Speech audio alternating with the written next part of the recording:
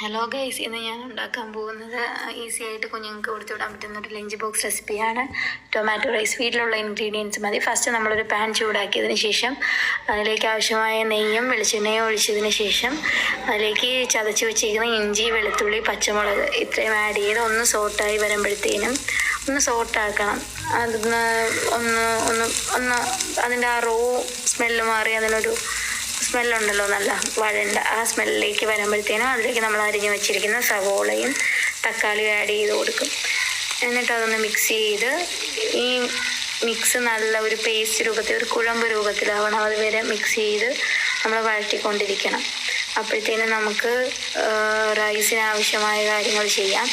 റൈസിന് വേണ്ടി ഫസ്റ്റ് ഒരു കുക്കർ എടുത്ത് വെച്ച് ചൂടാക്കിയതിന് ശേഷം അതിലേക്ക് നെയ്യ് ആഡ് ചെയ്ത് കഴുകി വൃത്തിയാക്കി വെച്ചിരിക്കുന്ന അരി അതിലോട്ട് മിക്സ് ചെയ്ത് ഒന്ന് ഇളക്കി കൊടുക്കുക. ഇളക്കി കൊടുത്തതിന് ശേഷം ഇളക്കി കൊടുക്കുന്നത് നമ്മൾ എന്തിനാണെന്ന് വെച്ചാൽ ഈ അരികൾ തമ്മി ഒട്ടാതിരിക്കാനും അത് ഭയങ്കരമായിട്ട് വെന്ത് പോകാതിരിക്കാനും ഒക്കെ വേണ്ടി നെയ്യിലൊന്ന് സോട്ട് ചെയ്തതിന് ശേഷം അതിലേക്ക് ആവശ്യമായ വെള്ളം ഒഴിച്ചു കൊടുത്ത് ഉപ്പും ഗരം മസാലയും നാരങ്ങ നീര് നമ്മൾ ഒഴിക്കുന്നത് എന്തിനാണെന്ന് വെച്ചാൽ ഈ അരി തമ്മി ഒട്ടാതിരിക്കാനും അരിക്ക് ചെറിയൊരു പുളിപ്പൊക്കെ കിട്ടാനും വേണ്ടി. അരിയുടെ നാരങ്ങ നീര് സ്ക്യൂസ് ചെയ്ത് ഒഴിച്ചതിന് ശേഷം നമ്മൾ ഗരം മസാല പൗഡറാണ് ഞാനിവിടെ ഇട്ട് കൊടുക്കുന്നത്. പൗഡർ ഇട്ട് കൊടുക്കുന്നത് എന്തെന്ന് വെച്ചാൽ കുഞ്ഞുങ്ങൾക്ക് ആയതുകൊണ്ട് കഴിക്കാനൊക്കെ എളുപ്പത്തിന് വേണ്ടിയാണ്. ആ ഫ്ലേവർ അരിയിൽ നല്ലോണം കിട്ടാൻ വേണ്ടി. പിന്നെ ഉപ്പ് ഇട്ട് കൊടുത്ത് നമ്മൾ കുക്കറിൻ്റെ ലിഡ് അടച്ചു വെച്ചതിന് ശേഷം വിസിൽ മാറ്റും. വിസിൽ മാറ്റുന്നതെന്ന് വെച്ചാൽ വിസിലിട്ട് നമ്മൾ ഒരു വിസിൽ കേൾപ്പിച്ച് അത് കറക്റ്റ് ആയിരിക്കുമല്ലോ. അതേസമയം ആ വിസിൽ മാറ്റി അതിലൂടെ സ്റ്റീം ചെയ്ത് വന്നതിന് ശേഷം വിസിലിട്ട് കൊടുത്ത് ഒരു വിസിൽ കേൾപ്പിച്ചാൽ ബിരിയാണി റൈസിന് കറക്റ്റ് കുക്ക്ഡ് ആയിരിക്കും. അതിനുശേഷം നമ്മൾ മസാലയ്ക്കകത്ത് കുറച്ച് ഉപ്പിട്ട് കൊടുത്ത് വഴറ്റും.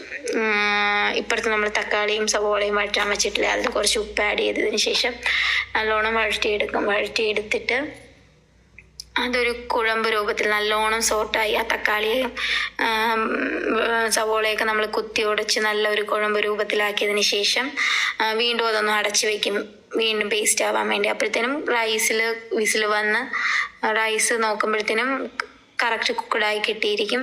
അത് കഴിഞ്ഞ് നമുക്ക് മസാലയിലോട്ട് തക്കാളി സവോള ആ പേസ്റ്റിലോട്ട് നമുക്ക് മസാലപ്പൊടികൾ ഇട്ട് കൊടുക്കാം.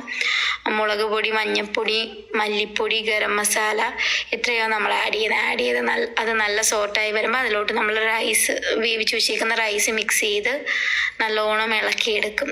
നല്ലോണം മിക്സ് ചെയ്തെടുത്തതിന് ശേഷം നമ്മൾ കുറേ നല്ലോണം ഒന്ന് മിക്സ് ചെയ്യണം, എങ്കിൽ ആ റൈസ് ഫുൾ ആ മസാലയായിട്ട് മിക്സ് ആവും. അതിനുശേഷം അതിനൊരു ഫ്ലേവറിന് വേണ്ടി കുറച്ച് കുരുമുളക് പൊടി, കുഞ്ഞുങ്ങൾക്കായതുകൊണ്ട് കുറച്ച് മല്ലിയില ചോപ്പ് ചെയ്തതും ആഡ് ചെയ്ത് വീണ്ടും ഒന്ന് നല്ലോണം ഇളക്കി മിക്സ് ചെയ്ത് ലിഡ് വെച്ചൊന്ന് അടച്ച് ഒരു 2 മിനിറ്റ്സ് സിമ്മിലിട്ട് വച്ചേക്കും. സ്റ്റീമിലൊന്നെല്ലാം കൂടെ മിക്സ് ആവാൻ വേണ്ടി, അതിൻ്റെയൊക്കെ ഫ്ലേവർ ഒന്ന് ഇറങ്ങാൻ വേണ്ടി. അതിനുശേഷം